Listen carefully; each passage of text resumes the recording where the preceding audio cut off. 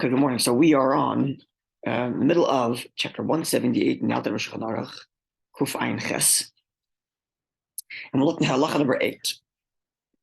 I kept on mentioning this halacha number 8. There's a parenthesis here, which is going to throw a wrench in things we're learning. So let's set ourselves up. The last 7 halachas from the beginning was built on this idea that there's a distinction between foods that the halacha requires you to sit back down to bench in your spot, versus food that the halacha doesn't require you to stay in your place to eat.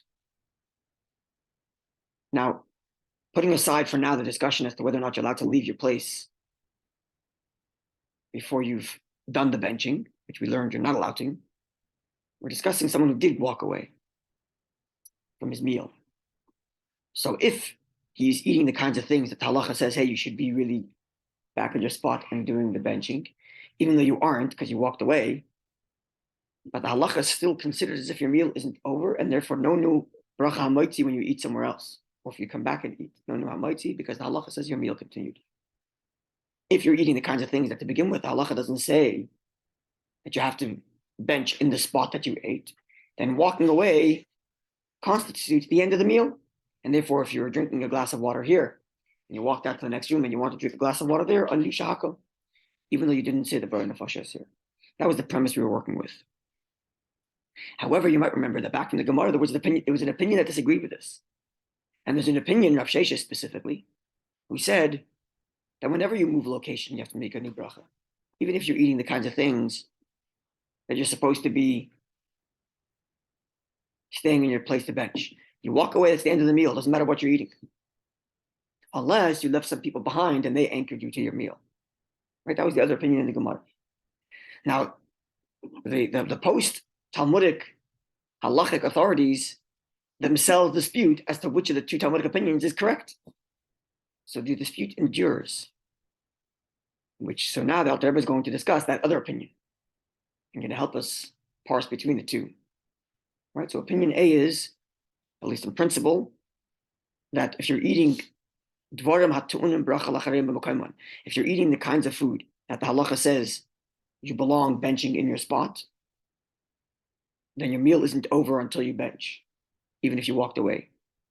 If you're eating the kinds of food that you don't need to bench in your spot, then the second you walk away, your meal is over and new bracha is required. Now we're getting to opinion number 2, which says, no, it makes no difference what you're eating. If you walk away, your meal is over and new bracha. Unless you leave someone behind there. This is where we are now in halacha ches. And I mentioned before that there's going to be a parenthesis here, which is going to reshape a lot of the way we think about these things. And to me, it's a big chiddush. I once wrote about it and got up and published in like the Central Chabad Yeshiva in New York. They publish every 2 weeks Torah journal. I once wrote about this parentheses when I was studying in Koilo.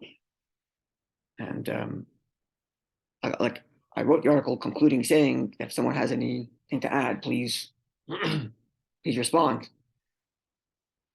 Haven't seen anything yet. I did find someone who wrote about it years before, and I commented on what he wrote. And anyway, okay, I'll share with you when we get there. So let's begin. Could you give us the article? The article's written in Hebrew, but you're welcome to. I can give it to you. You make it available to us? Sure. It's online on their. They have their journals on the website. The website is haoros.com or org. HAOROS, which means like so it's a play on words. With an aleph, it's lights. With an ayin, it's like thoughts or commentary.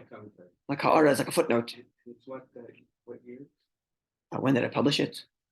It was a year after I got married, so it was 2013, maybe 2014. Published this. I have it in my office. I can send it to you. Sure. Okay, so let's see. So yesh aimim, that those that say halacha ches, halacha number 8. Yesh aimim, some say shedvarim hatu'unim bracha lacharein b'makom. Even if you're eating the kinds of things that the halacha requires you to bench in your spot in the morning, dinam, they share the same law. Kedvarim she'ein tu'unim bracha lacharein b'makom. It's the same law as the kinds of food that the halacha does not require you to bench in your spot. It makes a difference what you're eating. with respect to the law of someone who left this spot, even though he shouldn't have. So everybody agrees if you're eating bread, you're supposed to bench in the spot that you ate. The question is if you violated that halacha and walked away. So in the previous opinion, we made the difference between does the halacha require you to bench there or not. Here the other opinion is, Rav Shesh's opinion is, it makes a difference what you're eating. If you walked away, your meal is over, and you have to make you have to make a new bracha if you were to continue eating, even if you were eating bread. If you walk away, new bracha. The only stipulation here is that if you left people behind at your table, then this opinion agrees that your meal isn't over. That was Rav Shesh's view. That if you leave some people behind the table, then your meal's not over. But otherwise, your meal is over, even if you're eating bread. And if your meal is over, if you continue eating, new bracha. He treats it like equal. Correct. No distinction between ben nefashos and amoitzi, and the full benching, berachat hamazon, right. Or the me'in shalish, any of that. You can take a piece of bread that he's eating and go to another room. Okay, so not necessarily. We mentioned this in the beginning. Even if you're holding the food, it doesn't make a difference. You walked out, the meal's over. New bracha. Even if you're holding it, we're going to learn. And as we learned, it depends if you have in mind to begin with that you're going to be walking around. But if you have no intention of leaving the room when you sat down to eat and walking around, even if you happen to hold a sandwich, you still have to make a new bracha. We're going to see soon. That'll become clarified more.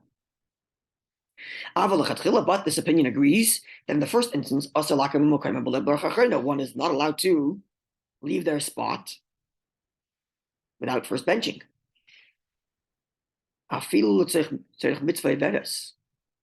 Even if he's leaving to go catch a mitzvah, which he may miss.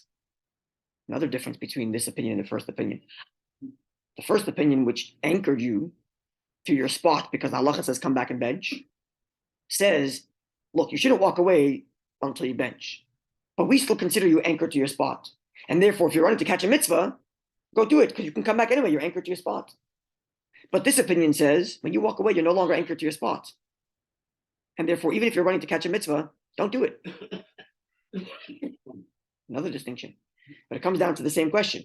Are you anchored to your spot by the fact that you have to bench there? Opinion one said, yes, you are anchored to your spot. And therefore, if you walk away, no new bracha. And if you're going to catch a mitzvah, go do it. Because you're anyways anchored to your spot and you'll come back and bench. Or maybe you won't come back and bench. You'll bench there if you're doing a zimun there because you're catching that mitzvah. But your meal isn't over because you're still anchored to your old spot. But this opinion says, no, if you walk away, you're no longer tethered to your benching. You're no longer tethered to your meal. And therefore, don't walk away even if you're going to catch a mitzvah. Unless you left another big kiddush. This is unless you left someone there, right? Unless you left someone there. If I left someone there, it's fine. Oh, that's the story in the Gemara was where some people ran out to go read the bride and groom, which is a mitzvah. Right. And they left someone behind. Indicating that even if you're running to catch a mitzvah, you still have to leave someone behind. That was the case in the Gemara, right? So that's Rav Sheshet. That's correct. And that's how the Alter derives this. If you look in footnote Pei Zayin, it says there, it says, Mashmois HaBraisa, the indication from the Braisa. The Braisa scenario was where they ran to catch a mitzvah, but they left someone behind. Indicating that even if you're running to catch a mitzvah, you have to leave someone behind, otherwise your meal is uncut. And therefore, you can't go away even to catch a mitzvah. Another distinction between this view and the previous view. That's not directly from. It's not a Mishnah, it's a Braita, but Rav Sheshes cites to this Braita as a proof. Oh, okay. Right? Yeah. Okay. Again, this is if it's the kind of food that the halacha says you have to eat in your spot, you have to bench in your spot. And this opinion says because the halacha says you have to bench in your spot, you may not leave. And if you leave, you uncut yourself and you cannot do that. Elim Cain, unless he left people behind at the table. And he intends to return. Then this is not considered walking away. Leaving people behind means you didn't really walk away. The original opinion was the fact that the halacha says you have to come back and bench. That means you didn't walk away, even though you technically did. This opinion says no, unless you left people behind, you've walked away. And if you leave people behind, you didn't walk away. They leave room for a remedy. Doesn't go back to the original place. Sorry. Say again. Is there any remedy for the person who violated rule according to Rav Sheshet? He leaves. Yeah. Can he make the he has to make a new hamotzi. He has to start his meal over again. He got to wash, make a hamotzi, bench again. He's got to do the whole meal again. Right? As we'll see. Sorry? Doesn't they leave it there? Nope. I mentioned this when we started that it's quite clear from the halacha and this halacha from others that the halacha wants you to treat meals or eating with the respect that it deserves, not casually. You do it with intentionality. You're sitting down. You're eating God's food. You're saying thank you. You're saying please before. You're saying thank you after. When you're done, you walk away. You don't treat food casually, kind of thing. There's quite a few halachas, not just this one, but many others that indicate the same kind of thing. The kiddush also. Same, The exactly. easiest way is Everything just has to be done sit with. down, do it. It's what you call in Hasidic vernacular premius, presence. You're present in what you're doing, casual thing. This You're sounds eating, like you're it's all like just in case or emergency. Correct. This way, you're not Correct. supposed to. Correct. Even the opinion which says that you don't have to make a new bracha says that you shouldn't be left. Right. That's right. Releasing the spark. That God is divinely inspired in everything there is. That's right. Reviving them, and as a result, it's as we're saying, being present. That He named you for everything. That's correct. That's right. Even the eating is an avodah. Even the eating is a service of Hashem. Okay. So the remedy says the Alter Rebbe, if it so happened he violated this rule, he left, and he didn't leave anybody behind. So he completely abandoned his meal, which by this opinion is your meal is done and over. Now he comes back and he wants to continue eating. What does he do? So first of all, you got to bench for your first meal that you walked away from. So you actually have to do the full benching. And then if you want to eat again, you got to restart your meal, make a new bracha on the food you're about to continue eating. And then make another, and another benching. Because you moved locations, and according to this opinion, you completed your meal. The zoo and this what you're about to eat, so the acheresi is considered a separate meal. It's not like what we learned yesterday. Sorry. Yeah. You just have to wash and then resume. That's correct, because according to the first opinion, your meal isn't over because the halacha said come back. Even though you violated the halacha which said come back, but because the halacha said come back, your meal isn't over according to opinion 1. But according to opinion 2, you walk away, your meal's over. And therefore, first of all, you got to conclude the previous meal by benching. And then start your meal over again. And therefore, you first have to bench and conclude your first meal. You begin the second meal. Now, the custom in our country, this means the Ashkenazi custom, right? Ashkenazi custom, which is the Ramah. But there's an opinion of Shulchan Aruch which might disagree, but the Ashkenazi custom certainly is. Kisvara Rishon according to the first opinion, namely to be lenient and to forgo the bracha rather than make a bracha. Because in the second opinion, you end up making many extra brachas, right? Because you walked away, you got to come back and bench on your previous meal, and then make a new bracha on the new meal. That's right.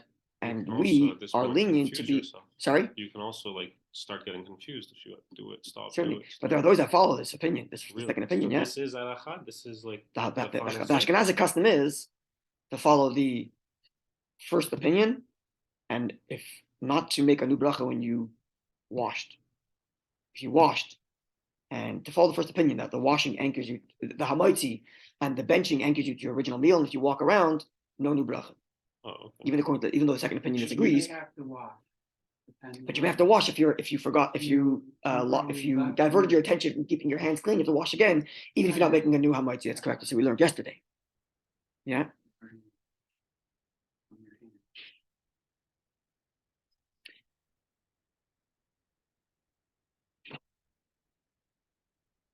So let's look at in footnote 41, and we'll conclude with that, and we'll continue tomorrow.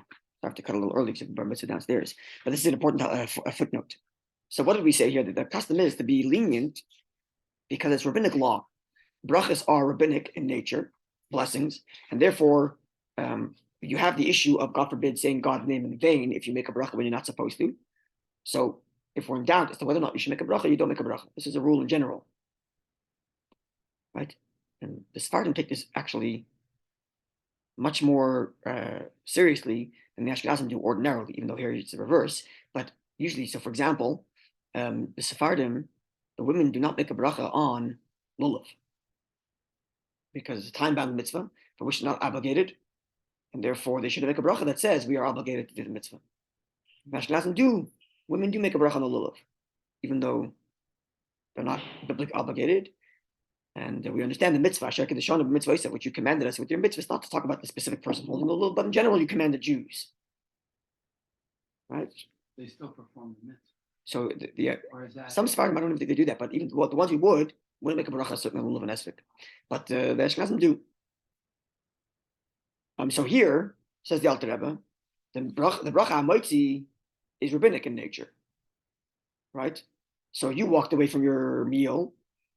Second opinion says, hey, you walked away, make a new bracha hamoitzi if you want to continue eating. So we're being lenient and saying, no, don't make an extra bracha. Because we're following the first opinion, which said, no, your meal's not over. Right?